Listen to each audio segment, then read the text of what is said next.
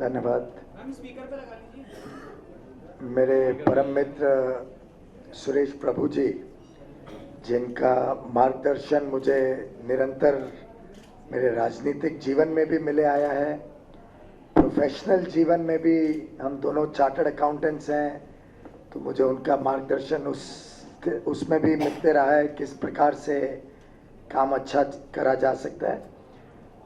दोनों मुंबई से आते हैं और मेरी जो एडवाइजरी कमेटी थी जिसने कोयला, विद्युत और नवीकरण ऊर्जा तीनों को स्टडी करके उसके इंटीग्रेशन को मजबूत और अच्छी तरीके से बनाने में मुझे बहुत अद्भुत सपोर्ट दिया, ऐसे मेरे मित्र रेल मंत्री श्री सुरेश प्रभु जी, मेरे मित्र मनोज सिन्हा जी, जिन्होंने वास्तव में रेल मंत्रालय के काम को देश भर में स्टडी किया, बहुत घूमे हैं ये देश भर में, लोगों को मिलना, लोगों की समस्याओं को समझना, और बनारस हिंदू यूनिवर्सिटी से आते हैं तो बहुत अच्छा टेक्निकल और चार्टर्ड अकाउंटेंसी का कॉम्बिनेशन आज इस रेल मंत्रालय को ऊंचाई तक लेके जा रहा है।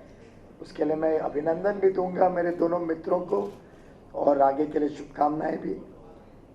मेरे मित्र माजी साहब जो उड़ीसा से विशेषकर आज के कार्यक्रम के लिए आए हैं, मैं आपके माध्यम से आपके सम्माननीय मुख्यमंत्री जी का भी बहुत बहुत अभिनंदन करूंगा, धन्यवाद करूंगा। उनका निरंतर सपोर्ट कोयला मंत्रालय को भी मिलते रहा है, मुझे व्यक्तिगत तौर पे मिलते रहा है।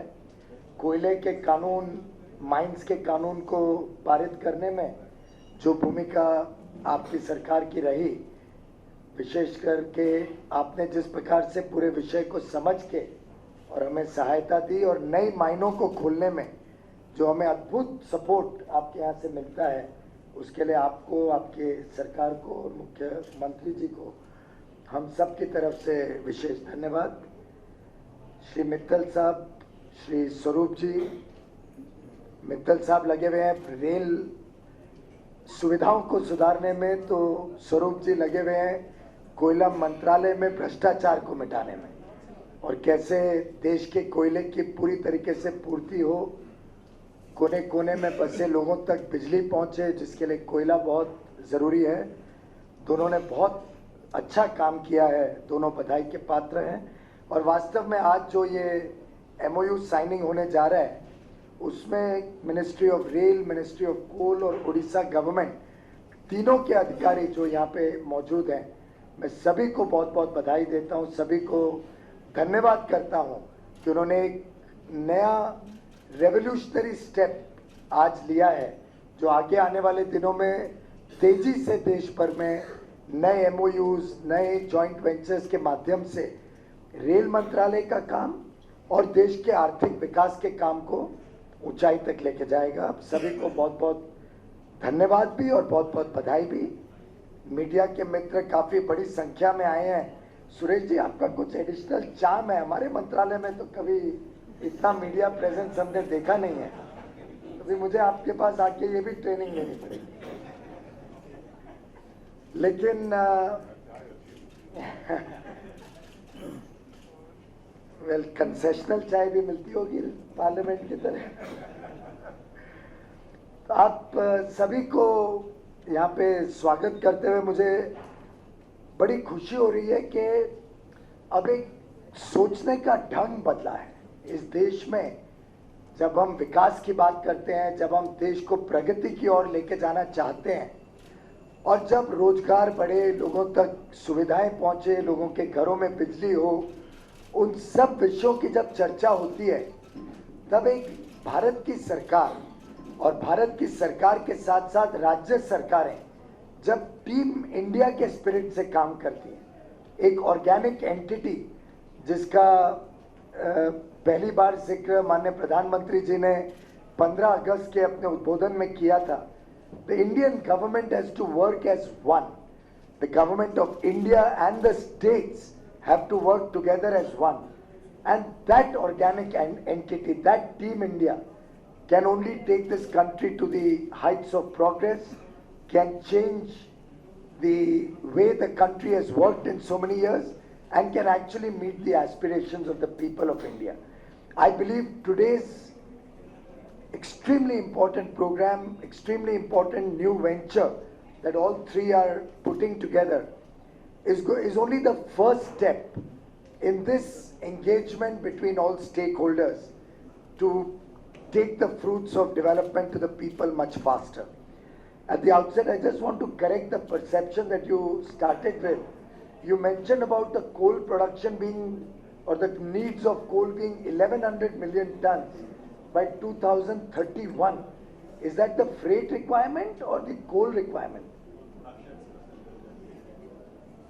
Yeah, so let's set the record straight lest anybody here feels that we are not working in tandem. The coal production of Coal India alone is going to be 1 billion tons by 2020. The coal production of India as a whole is going to be over 1.5 billion tons by 2020. I cannot even calculate 2031 में हम क्या करेंगे. मेरे अंदाजे से जरूर वो उसका दुगना तिगना चौगना भी हो सकता है. तो एक भारत सरकार अब एक तेजी से जनता को सस्ती बिजली, अच्छी बिजली, पूरी बिजली कैसे पहुंचे उसमें लगी हुई है. उसमें कोयले का बहुत अहम भूमिका रहती है. तो आपके लिए कोल रेल मिनिस्ट्री के लिए जरा टारगेट्स को रीसेट करके, और ये जो जेवीज बन रही हैं इनका मुख्य उद्देश्य ये है कि जब 1.5 बिलियन टन कोयला 2020 में बनाना है तो ये जेवीज के माध्यम से जो रेल लिंक्स की आवश्यकता है कोयले के इवैक्यूएशन के लिए, उसको भी हम तेजी से प्रगति कर सकें, तेजी से उस काम को पूरी तरीके से कंप्लीट कर सकें. I think speedier execution through a mechanism which is independent of the routine government functioning. A company which will work as an independent entity, which will be board driven, which will have powers and autonomy to function through transparency, but also through a lot of independence from government control, is the way forward for speedier execution of projects. Look at what this JV brings to the table. It has the Coal India as the principal shareholder and investor, and Coal India has sufficient funds to invest. So these projects now will never starve for funds, and Coal India can bring in that fund. We can leverage on the balance sheet of this JV to raise debt on the balance sheet, and we can expeditiously execute the projects which otherwise often got delayed for lack of funds. This will result in Coal India increasing its production and therefore its profits. So there is no charity involved. It's a pure profit venture. Coal India will increase production and will make more money out of what it produces while keeping its costs low. Because with increased production, I get economies of scale and I can keep the cost of coal reasonable to reach low cost power to the people. The Ministry of Railways gets additional lines which they can use not only for the freight of coal and other minerals, but also for other freight, essential goods, food grains, and serve the passengers better. So you're looking at passengers getting more ability to mobility and communicate in different areas, and freight getting transported. And all of this will result in more revenues for the railways also. And look at what Orissa government gets. Every kilo of coal, every kilo of minerals additional that we are able to mine and transport out of these rail lines, which will primarily come up in Orissa and create the critical links in Orissa, means more royalty for the state of Orissa. And now, after the introduction of a transparent auction process under the leadership of Prime Minister Modi, it also means huge amount of auction money which goes to the coal and mineral bearing states. और देखिए भारत सरकार ने 1 रुपया नहीं रखा है, पूरा का पूरा पैसा coal bearing mineral bearing state को दिया है. और उससे जो विकास ओडिशा, वेस्ट बंगाल, झारखंड, इन राज्यों में वर्षों से जो विकास का आभार रहा है, जो कमी रही है, उसको पूरा करने में राज्य सरकार को सुविधा होगी.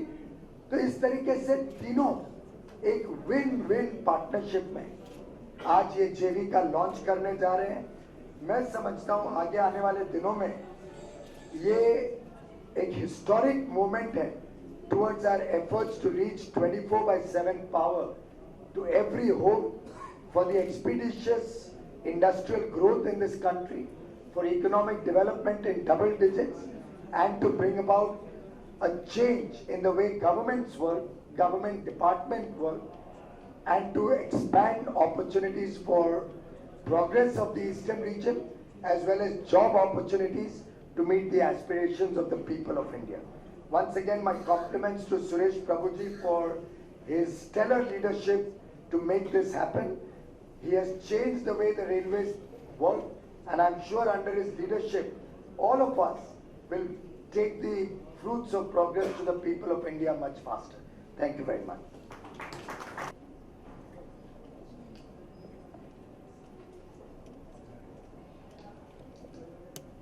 सम्माननीय कोयला मंत्री पीयूष गोयल जी, मनोज सिन्हा जी, मांझी जी, मित्तल जी, स्वरूप जी और यहाँ पर मौजूद सभी भाई और बहनों, हम रेल चलाते हैं। पहले तो ऐसा जमाना था कि रेल कोयले पर चलती थी, कोयला नहीं होगा तो रेल चल नहीं पाती थी, फ्यूल की तरह से यूज किया जाता था। आज रेल चलती है वो भी कोयले की वजह से ही चलती है, क्योंकि कोयला यदि हम नहीं ट्रांसपोर्ट करेंगे तो मुझे लगता है हमको सैलरी देने के लिए भी दिक्कत हो जाएगी। और इसीलिए हमारे अहम कस्टमर, बेनिफैक्टर, सपोर्टर और हमारे सबसे बड़े की कस्टमर ऑफ गवर्नमेंट और मिनिस्ट्री ऑफ रेल कोयला मंत्रालय है। और इसीलिए मैं सबसे पहले हमारे सबसे बड़े कस्टमर का स्वागत करता हूं। और हम ये सोच के चलते हैं कि हम कस्टमर को सुखी रखेंगे, कस्टमर ऑलवेज राइट। तो जो भी आप कहेंगे हम जरूर करना चाहिए, क्योंकि कोयला ही रेल के लिए 2/3 हमारी आमदनी फ्रेट से आती है और मुझे लगता है 50% करीबन एक कोयले से आती है। इसलिए coal is the most important aspect of the revenue stream of Indian Railways, and therefore we welcome you and we really thank you. Piyush ji ने बहुत अच्छी तरह से सभी बातों को कहा है। और जब आदमी उम्र बढ़ जाती है तो जो नए लोग जैसे मेरे से काफी उम्र में कम है, उनका नॉलेज ज्यादा होता है, तो उन्होंने बहुत अच्छा आर्टिकुलेट किया, तो मैं और नहीं कहना चाहूंगा, लेकिन बहुत ही अच्छी तरह से उन्होंने आज की एक कार्यक्रम की रूपरेखा बताई। वैसे देखा जाए तो मैं कहने वाला था कि शादी के लिए कोई एग्रीमेंट होगा, लेकिन पति पत्नी शादी कर सकते हो, बीच में वो भी आ गए, तो पति पत्नी और वो तो कौन है पता नहीं है। इसके लिए मैं समझता हूँ कि शादी जरूर है, वो होने के बावजूद भी शादी अच्छी होगी और हम तीनों मिलके अच्छी तरह से आगे आने वाले दिनों में कारोबार करके सबको खुश रखने की कोशिश करेंगे। वैसे बहुत मुश्किल होता है तीनों को खुश रखना, लेकिन हम जरूर करेंगे, क्योंकि इसमें तीनों का लाभ है। ये शायद बहुत ही एक अलग तरीके से मोदी जी की सरकार आने के बाद एक नई सोच में जो बदल आई है, वो यही है कि सबका लाभ, और जब कहते हैं सबका साथ सबका विकास, तो मैं कहूंगा उसके साथ साथ ये भी कह सकते कि सबका लाभ यही हमारा करने का, विकास करने का एक तरीका है। इसलिए स्टेट गवर्नमेंट को मिलना चाहिए, सेंट्रल गवर्नमेंट के दोनों डिपार्टमेंट के साथ में काम करना चाहिए, और इसका सबसे ज्यादा लाभ यदि किसी को होगा तो उपभोक्ताओं को होगा। मैं आपको धन्यवाद देता हूं पीयूष जी की जिस तरह से आपने कोयले मंत्रालय का कारोबार संभाला है। एक जमाना ऐसे था कि हमारे देश में रहने वाले बहुत सारे सोकॉल्ड एक्सपर्ट एस्टिमेट करते थे कि 2040 तक हम करीबन 200 मिलियन टन तक हमारी इंपोर्ट आ गई थी, बराबर ना, almost 185 million ton, 200 million ton तक। तो लोग कहते थे अभी 500, 600, 800 मिलियन टन तक इंपोर्ट्स करेंगे, क्योंकि कोई रास्ता दिखाई नहीं दे रहा था। लेकिन आपने मंत्रालय का कारोबार संभालने के बाद आज हमारा कोल का प्रोडक्शन जो 1 billion to 1.5 billion ton total हमारे देश की जो उपलब्ध होगी, मैं मानता हूं यह बहुत बड़ी उपलब्धि है। उसके लिए आपको मैं धन्यवाद देता हूं देश की जनता की तरफ से, क्योंकि यदि इतना कोयले का उत्पादन नहीं होता, हम इंपोर्ट इस तरह से करते रहते, तो अफ्रीका की, साउथ अफ्रीका, इंडोनेशिया, ऑस्ट्रेलिया की इकोनॉमी तो बहुत अच्छी चलती, लेकिन हमारी देश की इकोनॉमी के ऊपर बहुत बड़ा स्ट्रेन था। तो इसके लिए आपने जो काम किया इसके लिए मैं आपको धन्यवाद देता हूँ। कुछ दिन पहले स्वरूप जी और मैं एक कोल्ड का प्रोग्राम था यूके की ऑर्गेनाइजेशन, अपने फाइनेंशियल टाइम्स ने रखा था, और वहाँ भी ये बात चल रही थी। तो मैंने उनको यही कह रहा था कि आपके जो इंपोर्ट के प्रोजेक्शन को जरा बदल दीजिए। अभी कोयला का प्रोडक्शन देश में भी बढ़ेगा, लेकिन आज भी इसके बावजूद कि बहुत बड़े तकनीकी ज्ञान आए हैं, लोग विकास कर रहे हैं, लेकिन आज भी coal is a poor man's fuel. आज भी ये स्थिति है, और इसलिए कोयले का उत्पादन देश में बढ़ाना, मैं मानता हूं सबसे ज्यादा आज हमारी, जैसे आपने कहा कि बिजली के उत्पादन के साथ भी जुड़ा हुआ है, लेकिन देश के विकास के साथ भी जुड़ा है, और साथ साथ में गरीबी निर्मूलन के साथ भी जुड़ा है। और इसके लिए ज्यादा से ज्यादा कोल का प्रोडक्शन बढ़ना हमारे देश के हित में, और इसके लिए रेलवे की जिम्मेदारी बनती है कि यदि आपका इतना बड़े पैमाने पे आपने उसका प्लानिंग करके उसका इंप्लीमेंटेशन की शुरुआत की है, तो रेल को भी इवैक्यूएशन कनेक्टिविटी देनी चाहिए। तो मुझे लगता है हमारे जनरल मैनेजर यहाँ बैठे, वो वन थर्ड हमारी जो टोटल फ्रेट है वो हैंडल करते हैं। उन्होंने हमें बीच में हमारी बातचीत हुई तो उन्होंने कहा कि मैं जरूर आपका टारगेट पूरा करूंगा, लेकिन मुझे लगता है अभी टारगेट आपका बढ़ाना होगा क्योंकि जिस तरह से हमारी कोल की जो होगी, और ये हमारे जमशेद जी ने तो 1200 मिलियन टन का जो बना है उसमें भी आपको रिविजिट करना होगा। मैं समझता हूं ये बहुत बड़ी इंपॉर्टेंट चीज है कि जब तक कस्टमर का कनेक्टिविटी नहीं होगा, कस्टमर और transporter to where the coal is finally going to be used, उसकी total connectivity is a very important aspect. So I think we have to revisit it. So some of the limitation that we had was how to find the resources, but now the coal ministry, Coal India in particular, which is sitting on probably 60,000-70,000 crores of cash, and that is why we really need to use that cash properly. And I think railway is a good, so we will be able to use more if you want, and we can actually make sure that coal is not lying at the mines because there is not properly evacuated, and that's why we really needed this. Then many issues come up. When you want to implement a project, land becomes a big problem. And therefore, that's why our government is trying to find out how best we can deal with that subject so that faster economic development takes place. But to make that happen, the state government's participation is very important. And therefore, we are extremely happy that a coal-rich state of Odisha has also become a partner and will be able to move forward with this. And we'll definitely try to make similar JVs with other ministries as well as other states to actually bring about a synergy of operation to make sure that wherever the customer is there, whatever his needs are, we should be able to provide a support to that, and that money is available like this. I think that could be the best possible thing that really will help us. In fact, I'm very happy to say for state of Odisha itself, this particular budget, we increase the allocation considerably. I remember some of the members of parliament who met me the previous day, I mean all the MPs of BJD, Biju Janata Dal of your party, and they're telling me that the Speaker of Assembly every year visits Delhi on the eve of the budget with all party delegation. लेकिन ये time हम लोग कहीं ना कहीं थे तो हमारी मुलाकात नहीं हो पाई थी, तो कह रहे थे अभी तो कुछ होने वाला नहीं है, फिर भी हम लोग as a formality all the MPs are meeting you. बोला ठीक है कल देख लेते। The next day the Odisha chief minister said, I have been a chief minister for 15 years. Every year I have to condemn the budget, but it's the first time I am welcoming the railway budget, because this is the budget which has given so much to Odisha. We are already thinking of this particular year. If I am not mistaken, the allocation must have increased twice or thrice, definitely not twice. But the idea is why? It's not because of lobbying by a particular state, because the MLAs could not even meet us. The reason is that Odisha is a mineral-rich state. Odisha has a potential, and if we can put a transport network there, evacuation network there, Rail India will also benefit. So this budget we are trying to look at railway's interest, trying to look at the interest of the state where there is a potential lying, and that's why we could come out with this provision.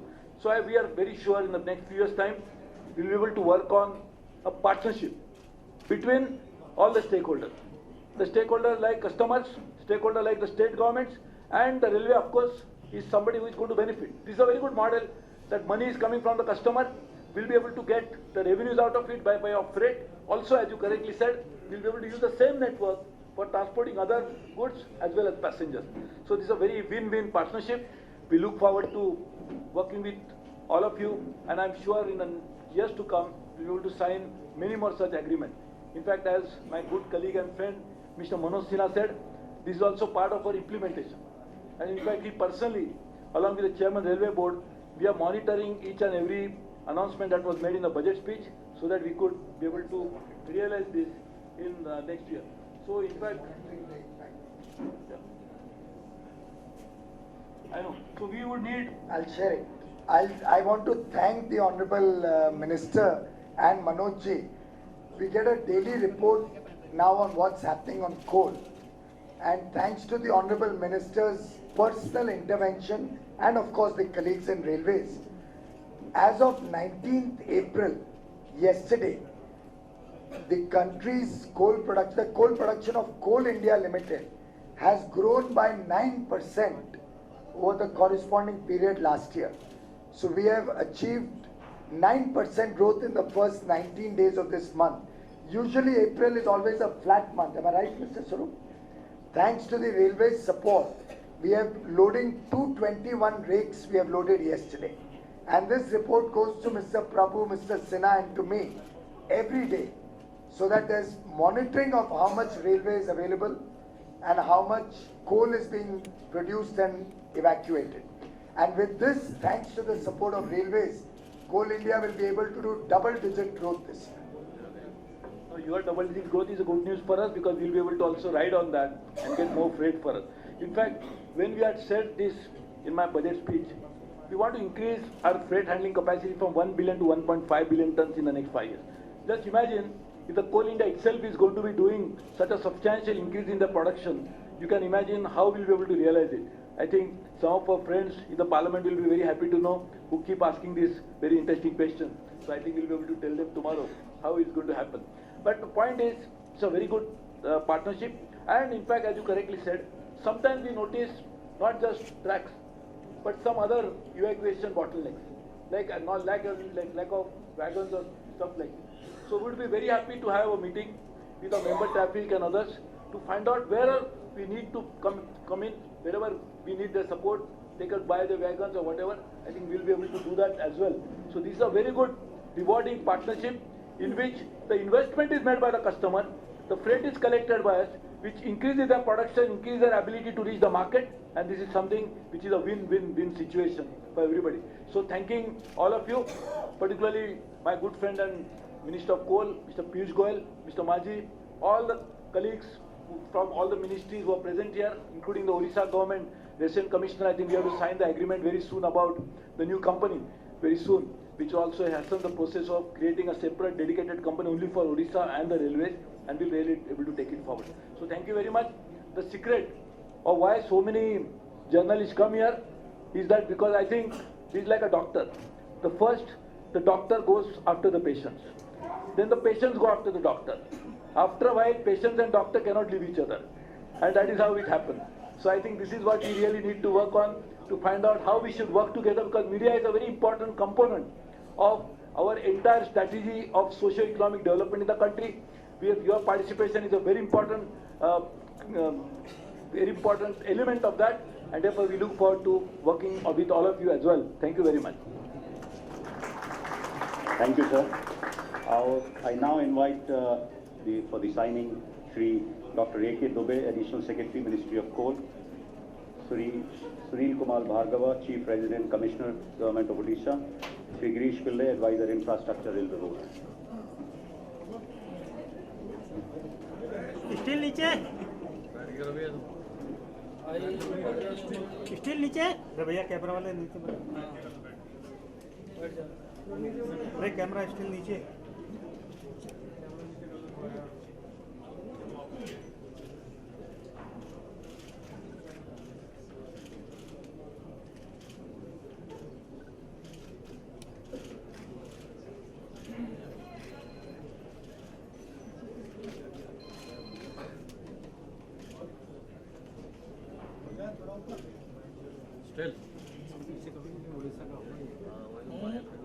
अरे camera पीछे हो जाओगे तो नहीं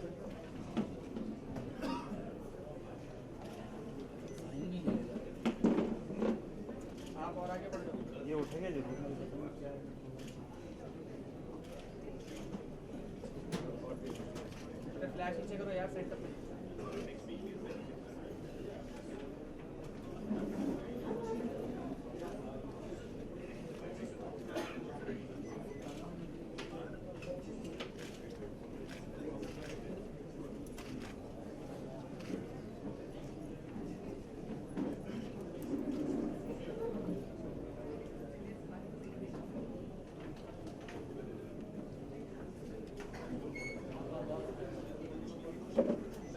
पीछे कर दीजिए, पीछे से।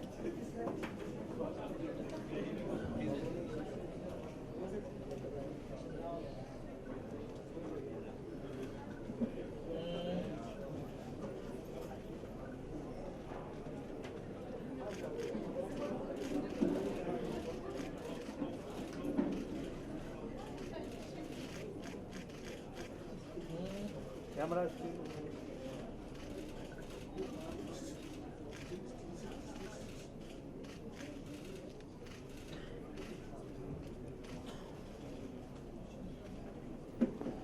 I thank all the dignitaries on the dais for giving us time and encouraging on this occasion. I now invite all the press and the officers present to just join us for a cup of tea, please.